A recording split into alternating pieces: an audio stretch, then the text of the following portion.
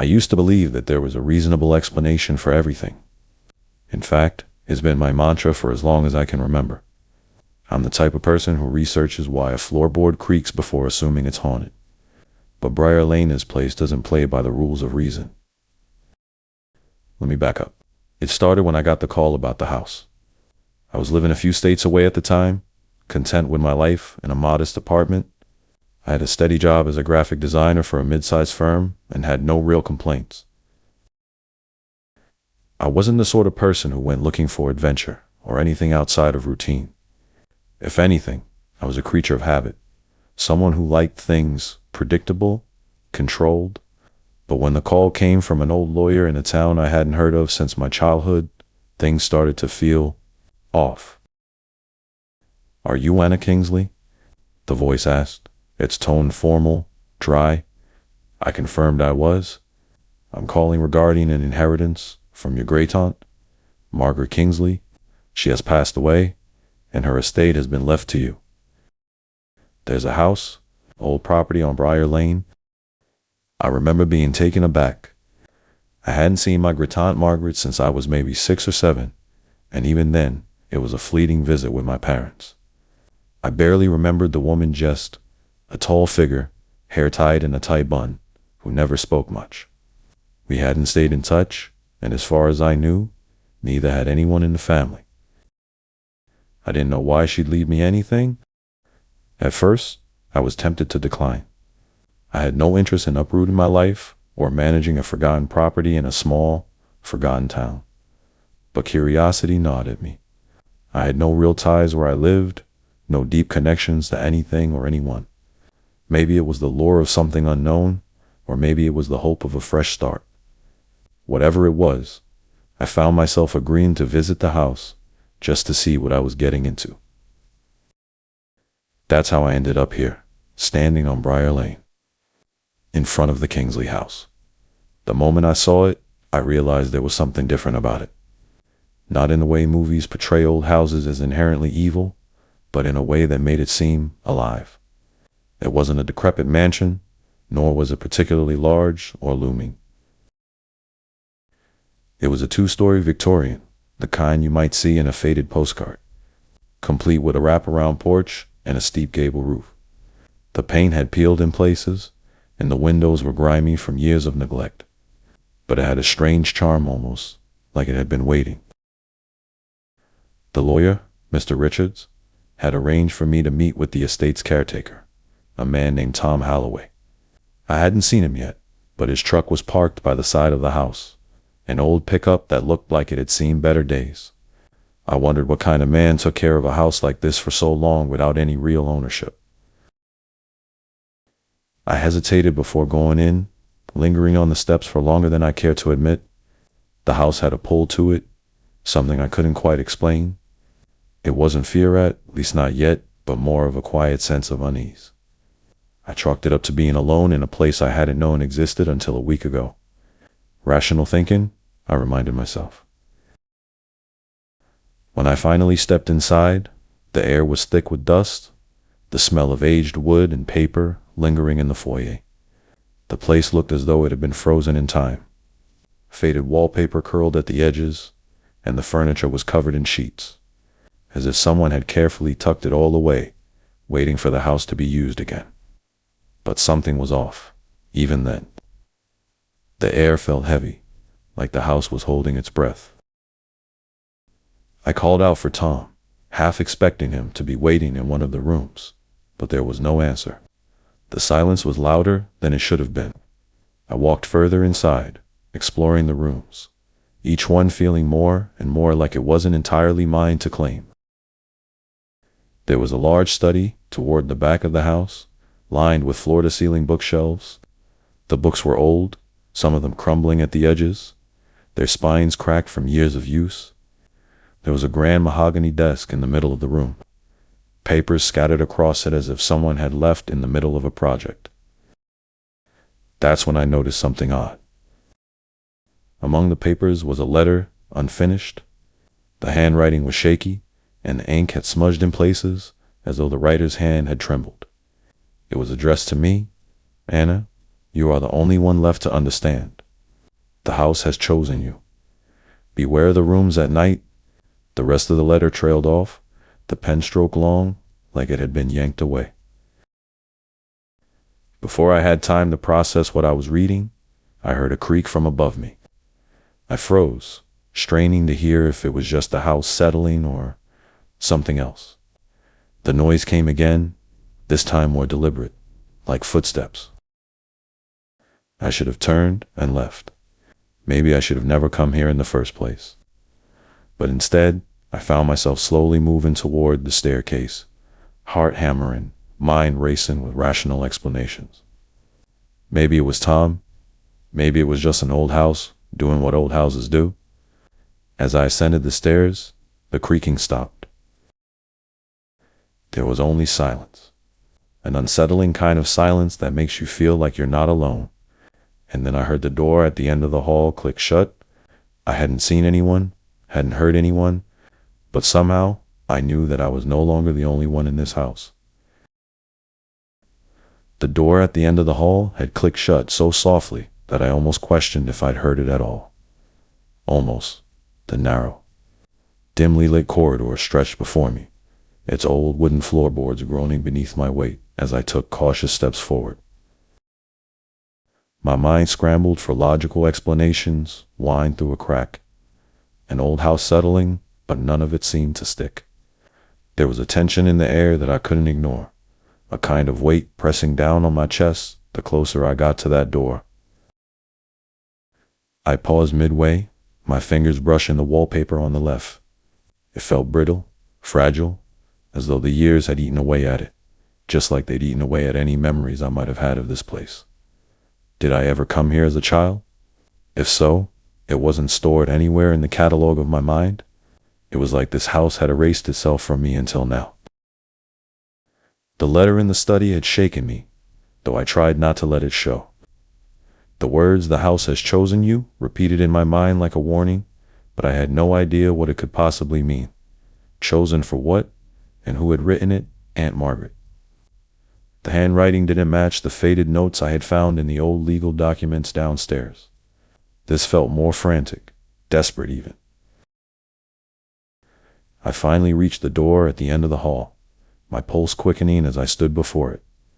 The brass doorknob was ice cold to the touch. I twisted it slowly, expecting resistance, but the door swung open with ease, revealing what I hadn't prepared for. The room beyond was smaller than the others in the house, but it was meticulously preserved, as though time had no hold over it. The wallpaper here was fresh, untouched by decay. The furniture a small bed, a vanity, and a wardrobe looked new, not covered in sheets like everything else downstairs. It was the kind of room a child might have, but not just any child. There were dolls lined up on the shelves, their glass eyes staring lifelessly ahead, each with a face more disturbingly lifelike than the last. I immediately wished I hadn't stepped inside, and then I saw it. In the corner, partially obscured by shadows, there was a portrait-hand old photograph framed in gold. A young girl stood in the center, maybe around 6 or 7 years old, and she looked strangely familiar. Her long dark hair was tied back in a neat bow, and she wore a pale dress with lace at the collar. I felt a cold wave of recognition before I even realized why. The girl in the picture. It was me, but it couldn't be. I didn't remember posing for a photo like this. I didn't remember ever wearing that dress, or even being here. I had no connection to this place, no reason to be tied to it, and yet the face in the picture was undeniably mine. The air in the room seemed to thicken as my mind spun. The silence pressed in on me from all sides, and I suddenly became aware that I wasn't alone. At least, it didn't feel like I was. The sensation was different than before. This wasn't just about someone else being in the house. It was as though the house itself was aware of me, watching, waiting for something.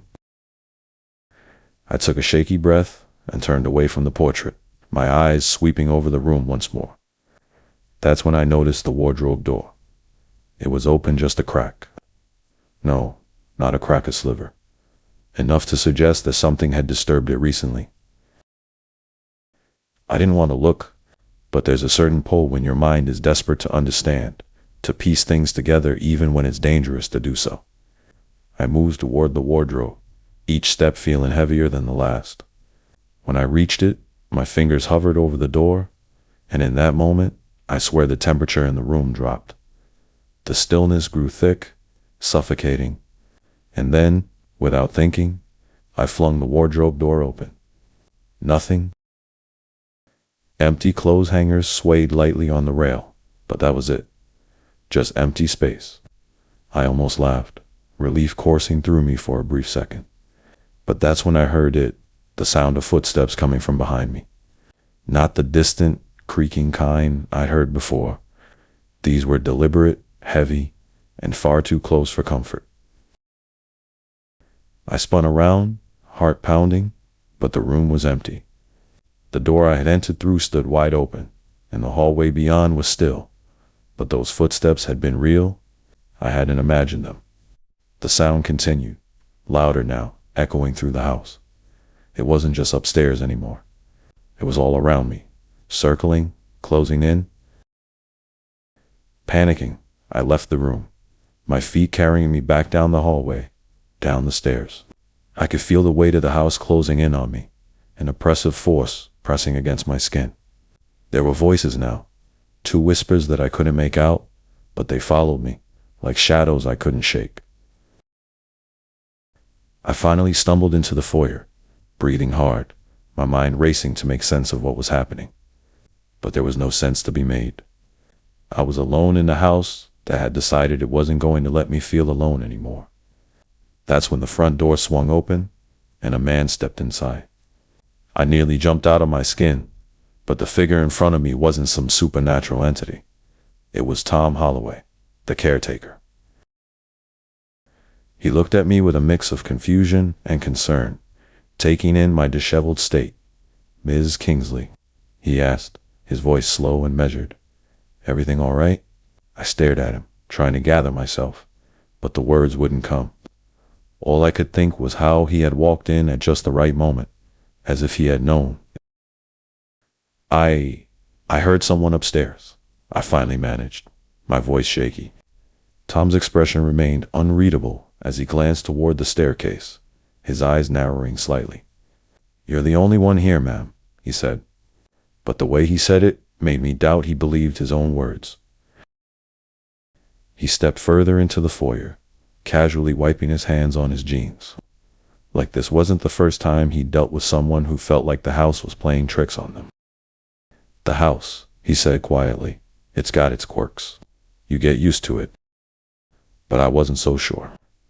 There was something about the way he said it, a note of finality in his voice that made it sound more like a warning than reassurance. Tom Holloway's words hung in the air. You get used to it? But I couldn't imagine getting used to this feeling, as though the house was alive and watching, calculating. Something had shifted the moment I walked through its doors, and now, standing here with the caretaker, I had more questions than I had answers. Tom didn't seem fazed, and maybe that was what unsettled me the most. He was calm, too calm, like he knew more than he was willing to share. I watched him carefully as he moved further into the foyer, glancing up at the staircase where I had just fled from. His expression remained unreadable, but there was something beneath, yet a flicker of recognition, maybe even resignation. "How long have you been taking care of this place?" I asked, my voice still trembling despite my effort to sound casual. Tom didn't answer right away. He took a slow breath, eyes scanning the house, as if it might offer him the words. "Long enough," he finally said, his tone distant. "Your aunt didn't like too many people knowing about this place. She was particular." I nodded, trying to absorb the information, but it still didn't explain why I was here, or why I had inherited this house that I had no connection to. Did she ever mention me? Did she ever say why she left this place to me? Tom looked at me then, really looked at me, and there was something in his gaze that made me uncomfortable. "She said you were the only one left who could handle it," he said after a pause. "The house needs a caretaker. Someone who understands. Understands what? I asked, my frustration starting to surface. I didn't want to play this game anymore. There was something going on, and I needed answers. He didn't reply right away, but instead moved toward the grand staircase, gesturing for me to follow him. Against my better judgment, I did. He led me upstairs, back down the hallway I had just fled from, past the room with the dolls and the photograph. I half expected something to change, for the atmosphere to grow more menacing, but it remained still, eerily quiet. He stopped in front of another door, one I hadn't noticed before. It was smaller, more discreet, and tucked away at the end of the hall, almost as if it had been purposely hidden. Tom pulled a key from his pocket, a heavy iron thing that looked as old as the house itself, and unlocked the door. "Your aunt didn't want this room opened," he said as the door creaked wide, "but you're not her, and you need to see." I hesitated, every instinct telling me to turn around and leave. But something, maybe curiosity, maybe that same strange pull that had brought me here in the first place, forced me forward. Inside, the room was unlike anything I had seen in the house so far.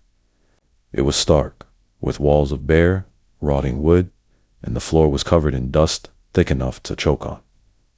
In the center of the room was a large, circular table, covered in strange carvings, symbols etched into the wood that made my skin crawl.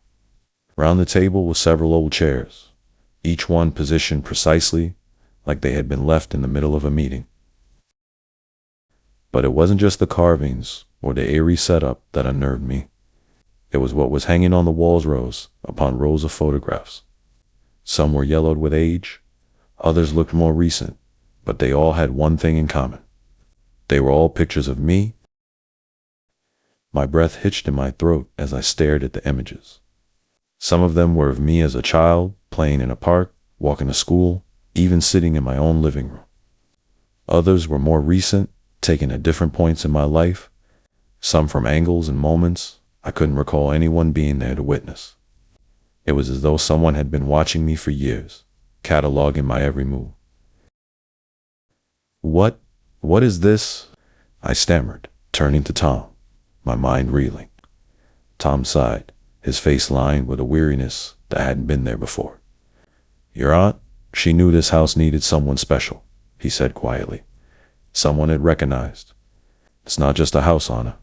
It's something older, something that's been tied to your family for generations. It watches, it waits, and it chooses." I stepped back, shaking my head, unwilling to believe what he was saying. "What do you mean it chooses? Chooses for what?" Tom didn't answer. Instead, he walked over to the table, running his fingers over the strange carvings. "These symbols," he began, "they've been here for longer than anyone in town can remember. Some say the house was built on top of something ancient, something wrong. Your aunt, she understood it. She kept it at bay, kept it from getting worse. But when she got sick..." His voice trailed off, and I didn't need him to finish the thought. Whatever this house was, whatever was tied to it, had been waiting. And now it had chosen me. I felt a surge of panic rise in my chest. Why me? I don't know anything about this place. I don't want this. I stepped back, shaking my head. This isn't my responsibility. Tom's eyes softened, but there was little sympathy in them. "It's in your blood, Anna. This house is part of your family. You can't walk away from it." I felt the walls closing in, the weight of everything pressing down on me. My childhood memories were foggy at best, but there had always been an undercurrent of something strange in my family, something unspoken. And now it was all coming to the surface. I turned toward the door, ready to leave, ready to get as far away from this place as possible, but Tom's voice stopped me. "If you leave now, it'll come for you," he said, his tone quiet but firm. "It doesn't just stay here. It follows." I froze, my hand on the doorknob. "What do you mean, it follows?" Tom's expression darkened, and for the first time, I saw fear in his eyes. "The house, it's not just a place, Anna. It's a force. It's been dormant for a while, But now that it's chosen you, it won't let you go. You can't outrun it. You can't hide from it. I didn't want to believe him. I didn't want any part of this. But deep down, I knew he was right. There was something in this house, something ancient and malevolent, and it had been watching me for far longer than I had realized. And now, there was no way out. Tom's words echoed in my mind as I stood frozen by the door. It doesn't just stay here. It follows. I couldn't comprehend it. It felt absurd, unreal, like some sick joke that I desperately wanted to wake up from. But there was no waking up. This was real, this house, this force.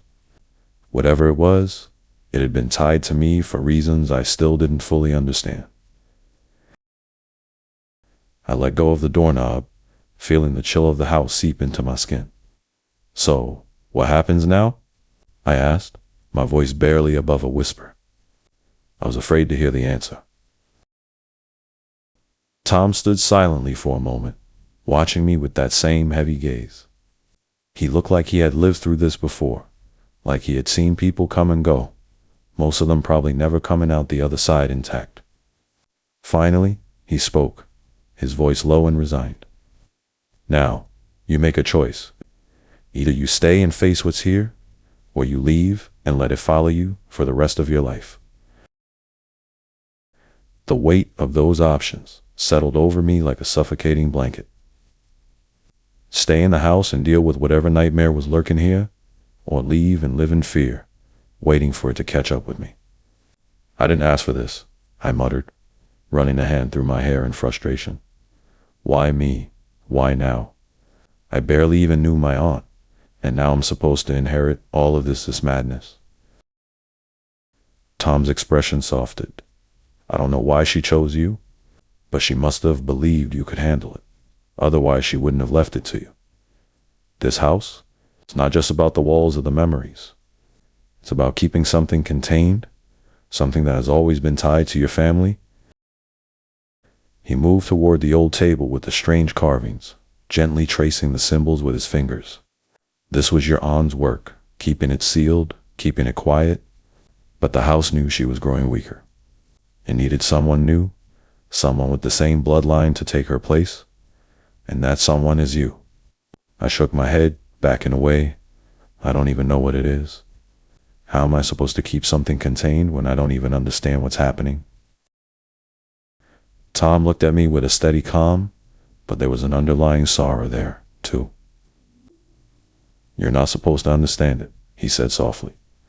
Just like your aunt didn't, not fully. It's not something you can reason with. It's not something you can fight. You just survive it. Keep it locked away. The room felt colder now, the air heavier. I could hear faint whispers again, like the house was listening, waiting for my decision. I looked around the room at the photographs of myself, feeling a surge of anger rise up inside me. My whole life, I had been unaware of this force that had been stalking me, watching me, waiting for the right moment. And now it had me trapped. There has to be a way to end this, I said, turning back to Tom, my voice shaky but determined. I can't just sit here and accept it.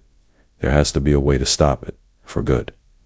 Tom looked at me for a long moment, his face expressionless. If there is, your aunt never found it. And neither did anyone else who came before her. I felt a sinking sensation in my gut. How many people had this house claimed? How many generations of my family had been trapped in this nightmare, keeping whatever was inside these walls locked away? Was I just the next in line to live in fear, to keep the cycle going? No, I couldn't accept that. I wouldn't. There's always a way out, I muttered under my breath, mostly to myself. There has to be. Tom stepped closer, his eyes narrowing. Be careful, Anna. This isn't something you can bargain with. The house, it's alive in a way, and it doesn't take kindly to rebellion. I felt a surge of defiance rise in my chest. So what happens if I refuse to do this? If I walk out that door right now and leave? Tom's face grew pale, and he swallowed hard, like the question itself had shaken him. If you walk away, it'll start with small things. Dreams, whispers in the night, shadows that don't belong. But then it'll get worse. It'll follow you wherever you go, tightening its grip until you can't escape anymore. It'll drive you mad if you're lucky. If not, well, you'll end up like the others. I frowned. The others. He nodded grimly. Your family? The ones who thought they could run? It never ended well for them. The room fell silent. I could feel the weight of his words sinking in. If I left, I'd be condemning myself to a life of fear, of always looking over my shoulder. But if I stayed, I'd be tied to this house, to this thing, forever. I wasn't sure which was worse. I turned back to the photographs, staring at my own face, the eerie familiarity of the images gnawing at me. Something about them didn't sit right, how they had been taken without my knowledge, without my consent. But as I studied the pictures more closely, I noticed something that chilled me to my core. In the most recent photographs ones that must have been taken within the last few years, there was a figure in the background. Faint, blurred, but unmistakable. A shadowy presence that seemed to be watching me, always just out of focus. It hadn't been there before. What is that? I whispered, stepping closer to the wall. Tom followed my gaze, his face tightening. That's what you're dealing with? He said quietly. It's never far. I turned to him, heart racing. Can it be stopped? He hesitated for a moment before answering. Maybe, but it would mean going further than anyone's gone before. I stared at him, the weight of his words sinking in. I had two choices. Accept my fate and live in the shadow of this house, or take the risk and try to end it, once and for all. I'm not staying here, I said, the conviction in my voice surprising even me. I'm not living in fear of this thing. Tom's expression darkened. Then you need to be prepared for what comes next. I stepped away from the wall, turning to face him fully. What do I need to do? His eyes met mine, and for the first time since I'd met him, there was a flicker of something in his gaze, respect, maybe even hope. There's a ritual, he said slowly.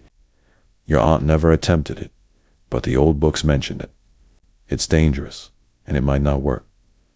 But it's the only chance you have to sever the connection between you and the house. Tell me, I said, my voice steady. Tom took a deep breath.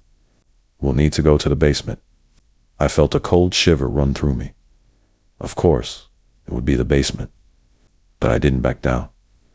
Let's go, I said. Tom led the way down to the basement, his footsteps heavy on the creaking stairs.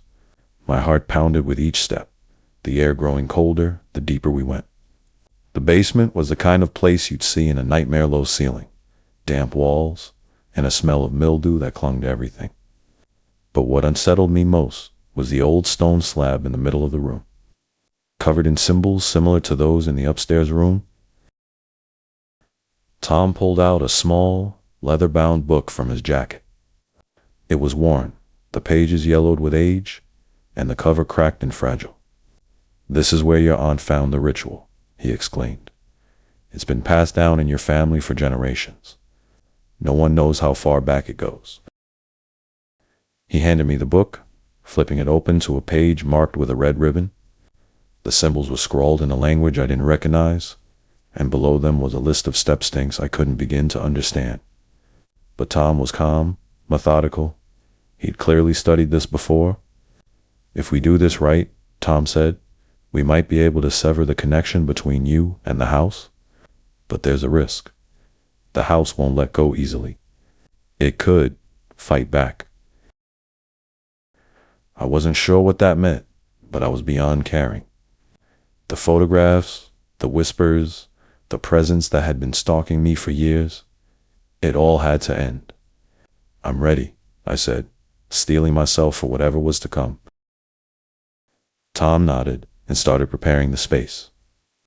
He lit candles, placing them in a circle around the stone slab. The light flickered against the cold stone walls, casting long shadows that danced like figures in a dark ritual. He then placed an old silver bowl on the slab, filling it with what looked like salt and herbs. The smell was pungent, almost sickly sweet. "We need something of yours," he said, his voice tense. "Something personal? Something the house has touched?" I thought of the photographs upstairs, images of me taken without my knowledge, proof that the house had been watching me for years. I pulled one of the photos from my pocket, the one I had taken off the wall earlier. I handed it to Tom, and he carefully placed it inside the bowl. As Tom began chanting in a low, rhythmic tone, the temperature in the basement dropped further. The house seemed to react, the walls groaning like something was stirring within them. The air felt thick, oppressive, like it was pushing back against us. I clenched my fists, bracing myself for whatever came next. The candles flickered violently as Tom continued to chant, his voice rising as he spoke the strange, ancient words. The symbols on the stone slab began to glow faintly, and the air around us seemed to hum with energy. I could feel the house fighting back now, a force pressing down on us, pushing against the ritual. Then, suddenly, the ground beneath us trembled. A loud, rumbling sound echoed through the basement, and the walls seemed to pulse with life. I could hear the whispers again, louder this time, angry, incoherent voices swirling around us, as if the house itself was screaming. My body tensed as I felt the presence closing in, the same shadowy figure from the photographs, watching, waiting. Tom's voice grew louder, more insistent. He took a knife and sliced a thin cut across his palm, letting his blood drip into the bowl.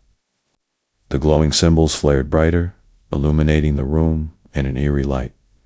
The force around us intensified, and I felt a cold wind whip through the basement, though there were no windows, no way for air to get in. And then the shadow appeared. It was no longer just a blur in the photographs. It took shape, dark and towering, filling the room with a palpable sense of dread. I could barely breathe, the weight of its presence suffocating. It moved toward me, slowly, deliberately. It wasn't just in the house, it was the house. It had been waiting for this moment, and now it wanted me. But Tom's chant reached a fever pitch, and the symbols on the slab blazed with light. The shadow recoiled, as if it had been burned, its form rippling and distorting. The room shook violently, dust and debris falling from the ceiling, and for a moment, I thought the house would collapse around us. Tom looked at me, his voice strained. "Now, you need to finish it." I grabbed the knife from his hand. Understanding what needed to be done, I made a small cut across my palm, letting my blood drip into the bowl. The moment the blood hit the mixture of salt and herbs, the shadow shrieked a high-pitched, otherworldly sound that pierced my ears. The walls of the house groaned in response, as though they were trying to hold it in, but the force was too strong. The shadow wavered, shrinking and losing form. The pressure in the room intensified to the point where I thought I might be crushed under its weight. But then, just as quickly as it had begun, it stopped. The shadow vanished, sucked into the symbols on the stone slab, and the air around us went still. The oppressive weight lifted, and the room was eerily quiet. The candles flickered one last time before going out, plunging the basement into darkness. For a long moment, neither Tom nor I moved. The house had fallen silent, as if it had retreated, its malevolent presence finally defeated. I exhaled a shaky breath, feeling the weight lift off my shoulders. "It's over," Tom said quietly, his voice hoarse. "The connection is broken." I nodded, still in shock, but relieved beyond words. The house, the force that had been stalking me for years, was finally gone. I could feel it, the freedom, the weightlessness that came with knowing I wasn't being watched anymore. We left the basement, stepping into the cold, quiet night outside the house. The wind blew softly through the trees, and for the first time since I arrived, I felt like I could breathe. The house on Briar Lane stood behind us, dark and still, just a house numpty, hollow, with no life left in it. I didn't look back. Days later, I was back in my apartment, far from Briar Lane, trying to return to my normal life. I'd quit my job, taken some time to recover, and was trying to pretend that what happened at that house was just a bad dream or nightmare that I'd woken up from. But something wasn't right. No matter how hard I tried to shake the feeling, there was a gnawing sensation deep in my gut. A subtle but undeniable sense that I hadn't escaped as cleanly as I thought. It started with little things. The sound of a creak in my hallway late at night, the sight of a door that I swore I had closed now standing open. Once, I could have explained them away as coincidences, old floors, drafts, but after Briar Lane, I couldn't shake the feeling that I was being watched. I tried to convince myself it was just paranoia, that the fear was lingering because the experience had rattled me so deeply, but that gnawing feeling, it wouldn't leave.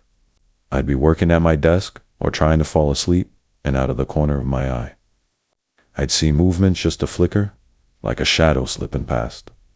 Every time I turned to look, there was nothing there. One night as I sat in bed, that feeling grew stronger. The air in my apartment felt thick, heavy, just like it had back in the house on Briar Lane. And then I heard it, the unmistakable sound of footsteps, deliberate and slow, coming from the hallway. I froze, my heart racing. I knew those footsteps. I had heard them before. The house might have let me go, but whatever lived inside it hadn't. The gnawing feeling, the whispers in the night, the sense of being watched, they weren't tricks of my imagination. The shadow hadn't been trapped after all. It had followed me, just as Tom had warned. I wasn't free, and I don't think I ever will be.